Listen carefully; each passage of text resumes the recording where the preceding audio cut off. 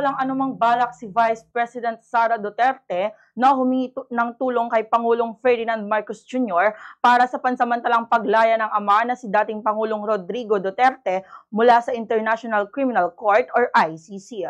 Kahit na ibinasura ng ICC pre-trial chamber ang interim release ni request ng depensa, ay naghain ng apela ang abogado nila na si Attorney Nicholas Kaufman. Dagdag pa ng Vice Presidente na hindi niya nababawiin ang naunang pahayag na pinakidnap ng gobyerno ang dating Pangulo para harapin ang kaso nito sa ICC sa Netherlands. Giit pa ni Duterte na inaprubahan ni Pangulong Marcos ang pag-aresto sa dating Pangulo. Una nang ipinaliwanag ng gobyerno ng Pilipinas na obligado silang tulungan ang Interpol na ihain ang ICC warrant laban sa dating Pangulo ng bansa. Ganito ang bahagi ng pahayag ni VP Sara Duterte. Tema ni legal problem ni dating Pangulong Duterte ngayon ay problema na yon niya at syempre ng pamilya namin dahil ama namin siya.